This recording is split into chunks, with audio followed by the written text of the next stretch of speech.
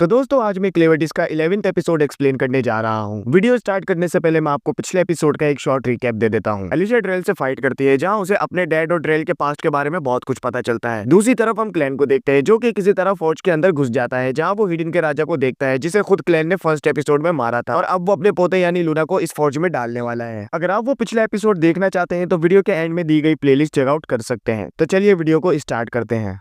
Episode की शुरुआत में हम एलिशा को देखते हैं जो कि फौज की तरफ ड्रेल के पीछे जा रही होती है जहां हिडन की रानी उसे रोक लेती है। एलिशा यहाँ रानी को बताती है कि उसका बेटा अभी भी जिंदा है और मेरा एक साथी उसे फौज की तरफ लेकर गया है। ये सुन रानी भी एलिशा के साथ फौज में जाने लगती है। दूसरी तरफ हम क्लैन को देखते हैं जो कि यहाँ राजा को अपने पोते को फौज में डालते हुए देख रहा होता है। वो राजा से पूछता है कि वो ऐसा क्यों कर रहा है, जिस पर राजा बताता है कि हिडन का राजा बनने के लिए तुम्हें फौज का इस्तेमाल करना आना चाहिए। इस फौज की भी अपनी जान और फीलिंग्स है और जो भी अपने आप को इस फौज में जलाकर सेक्रीफाइस करता है ये उसका नाम अपने अंदर लिख लेती है और उसकी बॉडी को दोबारा बनाकर उसे जिंदा करती है। और फिर जैसा ये फौज जाएगी हमें वही करना होगा जो कि डार्क बीस्ट के लॉर्ड्स को मारना चाहती है। और अगर तुम्हें सबूत चाहिए तो मैं यानी राजा तुम्हारे सामने अभी भी बिना सर के जिंदा हूँ, यानी मेरी बॉडी फौज की बनाई हुई है जिसे फौज ही कंट्रोल कर रही है। और अगर इस बच्चे को राजा बनना है यानी मेरे पोते को राजा बनना है तो इसे फौज में जाना होगा। ये कहते ही वो लूना को फौज में डाल देता है। सीन कट होता है और हम एलिशा को हिडन की रानी के साथ देखते हैं जो कि ड्रेल का पीछा कर रहे होते हैं और उससे पहले फौज पर पहुंचने की कोशिश करते हैं। यहाँ रानी एलिशा को बताती है कि मेरे डैड यानी हिडन के राजा हम सबसे कुछ छुपा रहे हैं, क्योंकि जब मेरे हस्बैंड यानी हिडन के राजा के बेटे राजा बनने वाले थे तो उन्होंने उनकी बातें और जिम्मेदारी सुनने के बाद राजा बनने से मना कर दिया था। मैं ये तो नहीं जानती कि उनके बीच क्या बातें हुई थी, लेकिन जब वो मेरे पास आए तो उन्होंने कहा था कि हीरोज का लेजेंड झूठा है और हम कभी भी किसी भी डार्क बीस्ट के लॉर्ड को नहीं मार सकते। ये सुन एलिशा कहती है कि ये तो मैं क्लेवर्टिस से लड़ते वक्त काफी अच्छे से जान चुकी हूँ, लेकिन जो मैंने अपनी आंखों से देखा है इस दुनिया के बाहर का नजारा वो मैं दोबारा देख कर रहूंगी और ड्रेल से अपने फादर का बदला भी लूंगी। सीन वापस क्लैन की तरफ आता है जहाँ हम देखते हैं कि लूना की बॉडी दोबारा नहीं बन पाती क्योंकि वो एक नकली बॉडी थी जो कि क्लैन ने अपनी परछाई से बनाई थी और असली लूना अभी भी उसी के पास है। क्लैन राजा से फिर कहता है कि तुमने फौज के ऑर्डर को फॉलो नहीं किया तो अब मैं जानना चाहता हूँ कि तुम्हारी बॉडी के साथ क्या होगा। ये कहते ही राजा फौज के अंदर गिर जाता है और जल जाता है जिससे एक बहुत बड़ा धमाका होता है। एलिशा धमाके को देख रानी को वहीं छोड़कर ड्रेल को रोकने के लिए जाने लगती है क्योंकि वो जानती है कि क्लैन सब कुछ संभाल लेगा, लेकिन उसे ड्रेल को यहीं रोके रखना होगा। ये तभी आसमान से हिडन की आर्मी का कैप्टन आता है जिसका नाम रोड है और वो ड्रेल के ड्रैगन को जमीन पर गिरा देता है। गार्ड जो कि रोड को यहाँ लेकर आया था दूर खड़ा ये सब देखने लगता है। एलिशा भी ड्रेल के पास पहुंच जाती है और फिर रोड और एलिशा मिलकर ड्रेल से फाइट करते हैं। एलिशा ड्रेल के दो हिस्से करने में कामयाब हो जाती है, लेकिन तलवार के अंदर से उसकी नई बॉडी निकलती है जो कि पहले से काफी ज्यादा पावरफुल होती है और एलिशा और रोड पर काफी ज्यादा भारी पड़ती है। सीन कट होता है और हम क्लैन को देखते हैं जो कि एक किताब को देख रहा होता है। ये किताब ही फौज थी जो कि फौज के तबाह होने के बाद वहां से बाहर निकली। ये हजारों साल पुराने इंसानों की एक जादुई किताब है जिसकी अपनी फीलिंग्स है, यानी ये किताब सोच सकती है और किसी को भी ताकत दे सकती है और उसे दोबारा से जिंदा भी कर सकती है। क्लैन ये सब देख काफी बोर हो जाता है क्योंकि जिन इंसानों के राजों को वो जानना चाहता था वो अब जान चुका है और अब लूना भी उसके किसी काम की नहीं है, इसलिए वो उसे वहीं छोड़कर जाने लगता है। और इसी के साथ ये एपिसोड यहीं खत्म हो जाता है। अब इस एनीमे में आगे क्या होने वाला है वो आपको अगली वीडियो में पता चलेगा। वीडियो अच्छी लगी हो तो लाइक जरूर कीजिएगा।